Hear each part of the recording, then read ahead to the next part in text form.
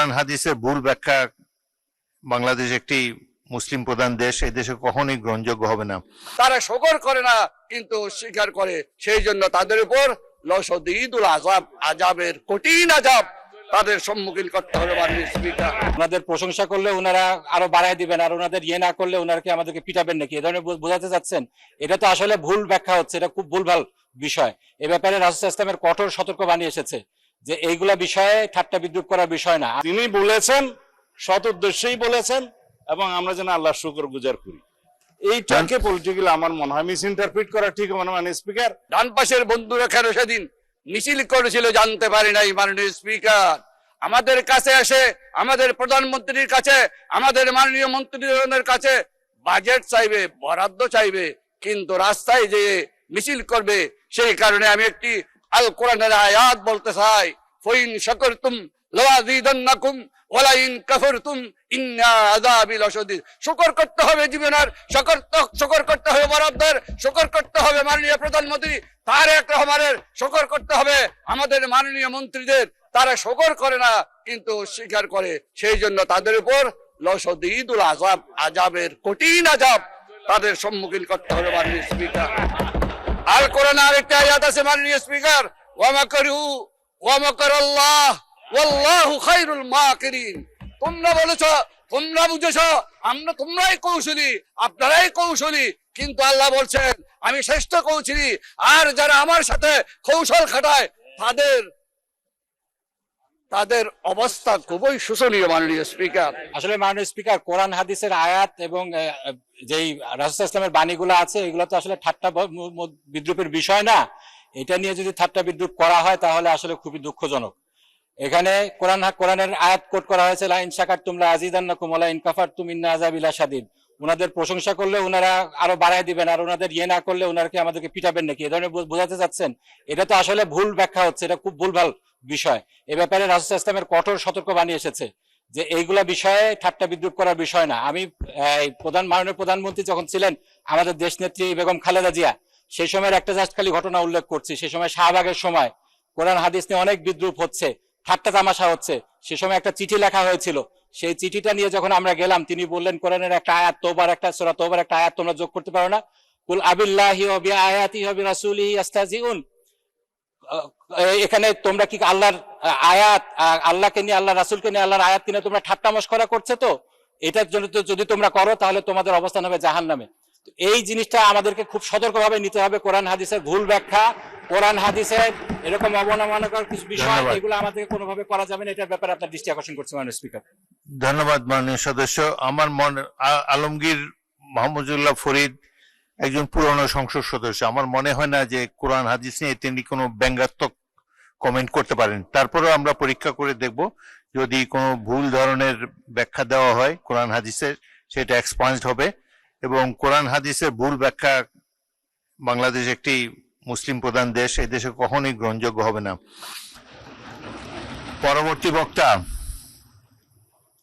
জনাব সালাউদ্দিন আহমেদ, আপনাকে 1 নম্বর বলেছে, এটা আপত্তি আছে আপনার?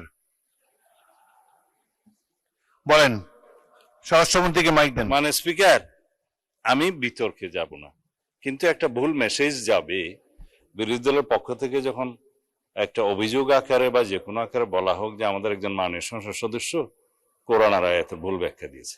আমি প্রথমে বলি, আলমগীর মোহাম্মদ মাহফুজুল্লাহ ফরিদ একজন মৌলানা, মাদ্রাসা পাস, দাখিল আমার পাশে ছিল, তিনি অন্তত এই উদ্দেশ্যটা বলেন, লাইন শাকারতুম লাযীদান্নাকুম ওয়া লাইন কাফারতুম ইন্না আযাবি লাশাদীদ। যেটা উনি বলেছেন সেটা প্রাসঙ্গক্রমে বলেছে।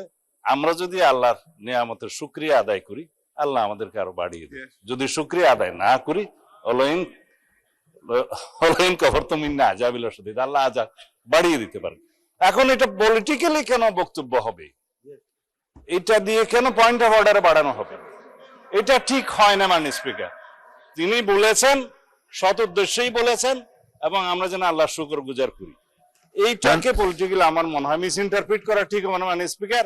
আমরা এই 92% মুসলিম দেশে, জনসংখ্যার দেশে, আমাদের এই মহান জাতীয় সংসদে কোন সংসদ সদস্যের বক্তব্য যদি ভুলক্রমেও ইসলামের প্রতি অবমাননা যদি মূলক হয় এটা আমরা নিন্দা করব, কিন্তু এইভাবে পলিটিক্যালি ইউজ করা ঠিক হবে না মাননীয় স্পিকার। ধন্যবাদ। ধন্যবাদ মাননীয় সদস্যবৃন্দ। আমি তো বললাম যে আলমগীর মোহাম্মদ মাহফুজুল্লাহ ফরিদ তিনি কোনো ব্যঙ্গাত্মক কথা এখানে বলবেন না, তিনি একজন প্রবীণ সংসদ সদস্য। তারপরেও তিনি যে মাদ্রাসার ছাত্র সেটাও বলা হলো। আপনারা নিশ্চয়ই হয়তো ওনাদের চেয়ে বেশি জানেন, অনেক আলেম ওলামা আপনাদের মধ্যে থাকতে পারে, এটা নিয়ে বিতর্ক হোক এটা চাই না। আমরা সবাই মুসলমান, এখানে অধিকাংশই মুসলমান, এই দেশটারও 92% মানুষ মুসলমান। সুতরাং এগুলো নিয়ে সংসদে কোনো রকম বিরূপ আলোচনা হোক, এসব স্পর্শকাতর বিষয়, এটা তো চাই না। ঠিক আছে, সেটা আমি ইতিমধ্যে মাননীয় সদস্য আমি বলেছি আমি পরীক্ষা করে দেখব যদি না না মাইক ছাড়া বলবেন না, না না 1 সেকেন্ডও না, এটা স্পর্শকাতর বিষয়। আপনাদের সিনিয়র নেতারা সামনে দাঁড়িয়েছে, সংসদে প্রথম বেঞ্চের যখন সিনিয়র নেতারা দাঁড়ায় পিছন দিকে আপনারা বসে যাবেন। এবং আচ্ছা মুজিবুর রহমান সাহেব বলেন, কিন্তু কোনো বিতর্ক হয় এমন কোনো কিছু তুলবেন না। এখানে সবাই তো অধিকাংশই মুসলমান, অধিকাংশই ধর্মের প্রতি ধন্যবাদ, শ্রদ্ধা পোষণ করেন। ধন্যবাদ মাননীয় স্পিকার। আমাদের মাননীয় স্বরাষ্ট্রমন্ত্রী যেহেতু দাঁড়িয়েছেন এবং তিনি কথা বলেছেন, তার কথাকে যাতে লাইন মতো হয় সেজন্য তিনি নেওয়ার চেষ্টা করেছেন। এই আয়াতটা যে নাজিল হয়েছে, কেন নাজিল হয়েছে? এই আয়াতটা নাজিল হওয়ার প্রেক্ষাপট হচ্ছে আল্লাহ তাআলা তার অগণিত নিয়ামত এই পৃথিবীতে রেখেছেন। তিনি বলেছেন আইন তাউদ্দু নিয়ামাতাল্লাহ লা তুহসুহা, তোমরা যদি আল্লাহর নিয়ামতকে গুনতে চাও তাহলে গুণে শেষ করতে পারবে না। যারা আল্লাহর এই দুনিয়ায় আল্লাহর নিয়ামত ভোগ করছে, আমি কথা বলছি এটা আল্লাহ আমাকে একটা নিয়ামত দিয়েছেন, অতএব আমার মুখ দিয়ে আল্লাহর বিরুদ্ধে কোনো কথা আমি বলতে পারি না।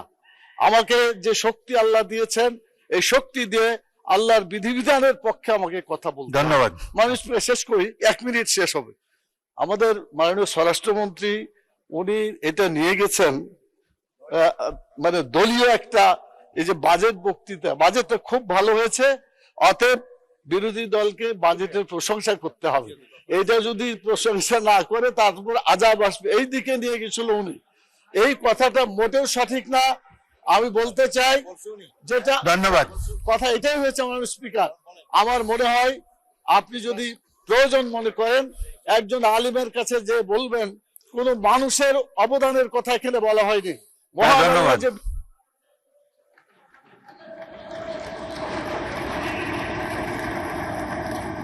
ধন্যবাদ মাননীয় সদস্য বসুন।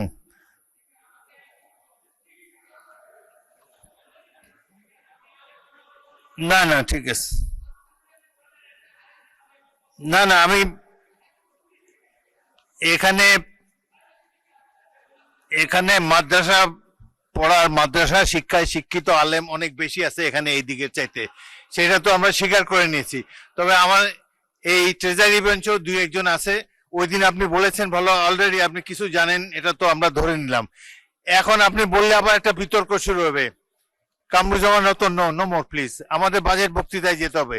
পরে আরেক সময় আরেক দিন বলেন, আপনার এটা জমা রাখেন, পরের দিন আরেকজন। আচ্ছা বলেন, কিন্তু কোনো বিতর্কের সৃষ্টি করবেন না। তো ওয়াদা করলাম। আচ্ছা কামরুজ্জামান বলুন।